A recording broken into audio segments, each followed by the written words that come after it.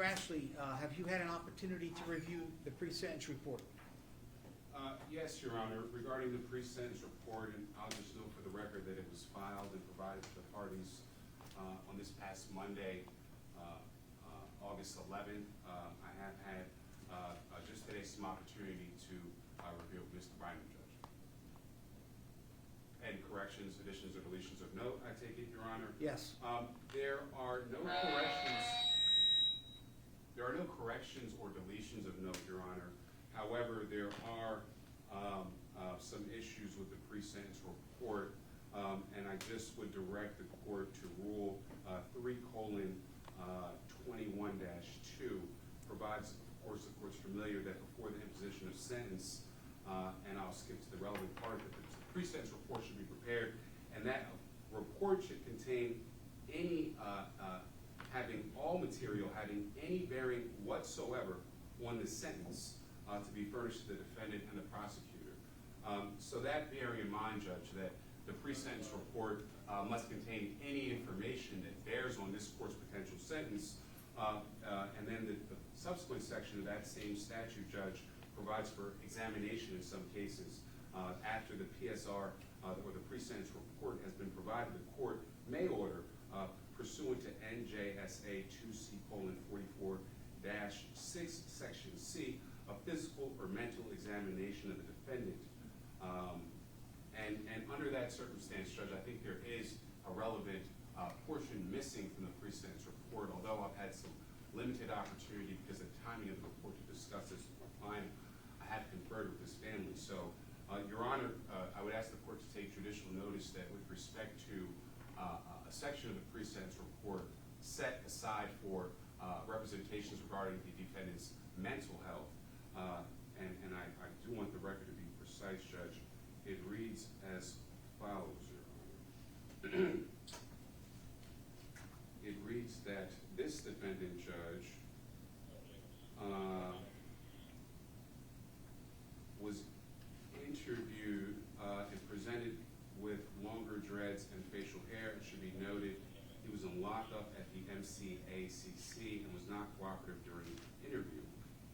He kept saying he didn't remember information. He refused to look at this CCM officer, and when asked about his mental health, he began randomly yell inappropriate things and slurs. Then he would laugh while he was waiting for the COs to let him out of the room.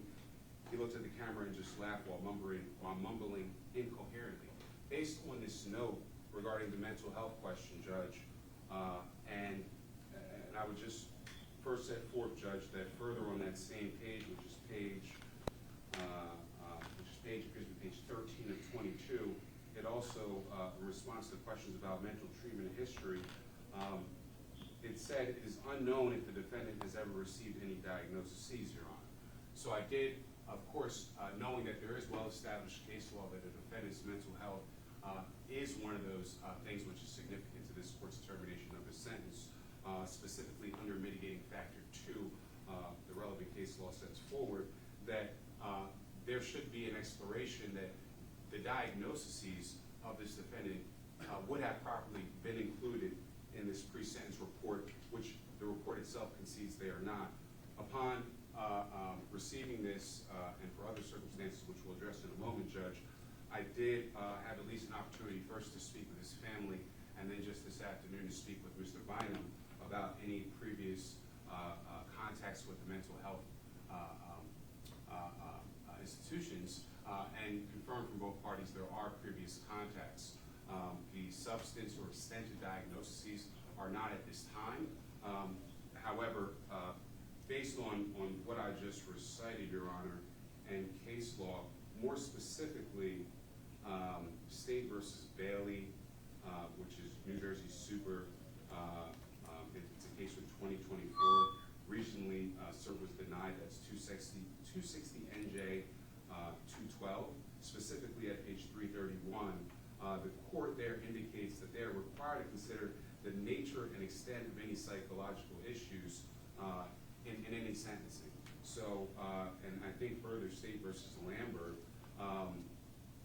remarks that Pate versus Robinson, which is a different Supreme Court case, says, and I quote, that evidence of a defendant's irrational behavior, his demeanor at trial, and any prior medical opinion evidence are all relevant in determining whether or not a future inquiry is required. But even one of these factors standing alone may in circumstances be sufficient. So certainly, Judge, to the degree that the extent of this defendant's prior diagnoses are unknown to the authors of this pre-sentence report, which was just filed 1 week ago today on the 11th, and the fact that that is missing from the report, it's our position that that information is appropriate to be considered by the court at sentencing, should have rightfully been included, and should be considered by this court, and it should be brought before this court prior to sentencing. Your Honor, just one housekeeping note, Judge, and I'm not going to, I'll submit other, I think, written things just to make the record complete, Judge, but I must remark that there was, unfortunately, most regretfully, Judge, a circumstance of myself, counsel personally, that caused me to reach out to the court at 8:49 last night, letting you know that I had an urgent family emergency and that I was doubtful I'd be able to appear today. We did have an opportunity early this morning to conference, informally conference the matter. It's around 7:20 a.m. I did let the court know I had spent last night actually presently physically in the hospital with a member of my immediate family for whom I serve as a medical proxy. Their prognosis was and remains guarded. I did not want to appear, did not feel I could appropriately appear in front of the court today. Nonetheless, leaving out some other details, ultimately it was the court's order that I did come. I am here under that circumstance. I just want the record to reflect that, Judge. But I think most meritoriously, because of our issues with the pre-sentence report surrounding this defendant's prior diagnosis not being known to the court at this time, we would stay on our position, Judge, that information ought to be considered and included and brought before the court prior to any sentencing proceedings. With that, I would submit for now, Your Honor. Thank you. Right. You want to address the issue raised by Mr. Ashley? Just briefly, if I may. I would note that we currently stand before this court before sentencing. It's not too late for Mr. Ashley, Mr. Bynum, or his mother, who I believe is present in the courtroom today, to share the same information that is missing from the pre-sentence report only because Mr. Bynum chose not to share it during his pre-sentence interview. So I don't think there's any harm with giving the defendant and his family that opportunity today and moving forward with the sentencing as previously scheduled. All right. I just want to note that the court, well, I had received notice of personal issue regarding Mr. Ashley until early this morning.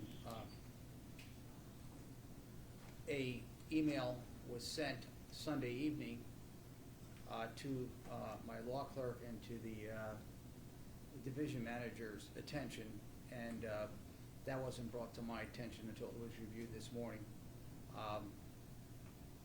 With respect to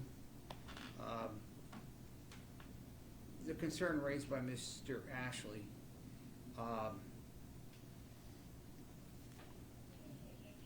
in his estimation, the fact that the defendant wasn't cooperative, that he laughed, or that he had a difficulty with some recollection, that's not unusual with many defendants who were interviewed by probation in the preparation of a pre-sentence report. Sometimes it could be malingering. Sometimes it can just be a manifestation of an antisocial personality disorder. But the reality here is that Mr. Ashley has been representing the defendant for at least 2 years since his arrest, has had interactions with him. The defendant has participated in a trial with him, and at no point before today did Mr. Ashley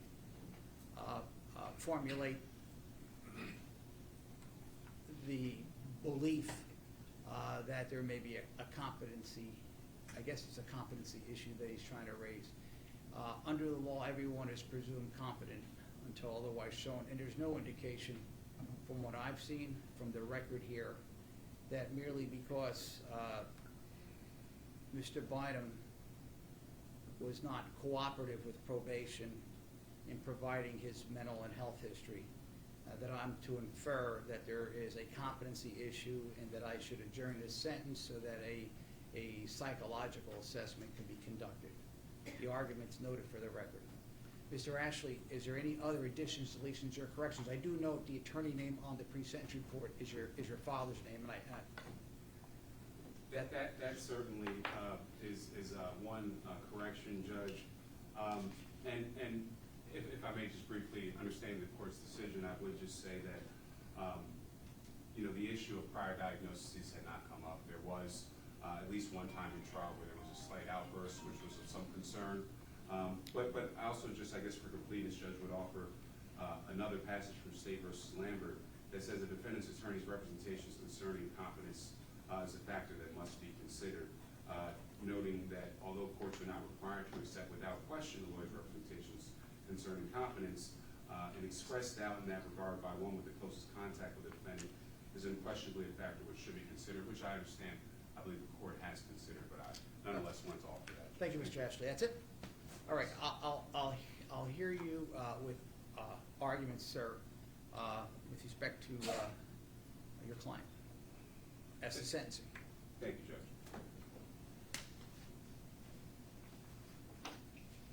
Initially, Judge, I would just set forth that Mr. Bynum does maintain his position in trial. Notwithstanding that, I do believe there are mitigating factors which are appropriate for the court to consider, two of which are directly connected to grounds which I just stated for the record are not fully known, unfortunately, at this time. My client is not intimately familiar with his medical records, with his history. Although he was able to tell me that he has had contacts with certain mental health resources, the extent and the gravity of those contacts are unknown. But presuming that they were significant, Judge, I do want the court to consider both mitigating factors 2 and 4, both that the defendant did not contemplate that his conduct would cause the harm which the jury has found, and also mitigating factor 4, that there were substantial grounds that are not a defense but would provide some context to the actions of the defendant, Judge. I think, again, it's difficult for counsel to be and really set forth the most specific grounds under which the court might consider these factors. However, I do think that it goes without saying that there have been many cases in many jurisdictions, and of course there is McLaughlin and other Supreme Court law that sets forth that a defendant's mental competency has a direct relation to their individual culpability in any given case. And certainly there are situations where courts have made findings that because of a specific mental health issue, there may not have been gravity for a defendant to appreciate the consequences of certain actions. So based on that finding, Your Honor, and there is specific case law on this within our state, I do want to offer both mitigating factor 2 and 4. I think it's undoubtedly the representation of this defendant that he has had those prior contacts, and I think because the extent of those contacts is unknown, and given the verdict in this case, the court should give every inference that those contacts were significant and were serious and could have played some part here, Judge. In addition to that, the other mitigating factor that I would ask the court to consider is mitigating factor 7, that the defendant does not have a significant, not that he has no, but there's not a significant history of prior delinquency or criminal activity, and that generally this individual has led a law-abiding life for at least a substantial period of time prior to the commission or conviction of this instant offense. it is the case that there are some, I believe, 3 prior convictions within the states of Maryland and Virginia of Mr. Bynum. None of them have been violent convictions. They are all fairly attenuated from this instant offense, Judge, and because of that, we are asking that the court consider mitigating factor 7 and impose a minimum sentence ultimately, or perhaps ideally, Judge, I would just repeat my request that the court consider Mr. Bynum's, the role that Mr. Bynum's mental health may have played, and even consider an alternative sort of detention for Mr. Bynum. So with that, I would ask for either a minimum sentence or the court consider alternate detention and the mitigating factors which I've argued before, Your Honor. Thank you, Mr. Ashley. Mr. Bynum, is there anything you would like to say to me before I impose sentence on you this afternoon? No. State.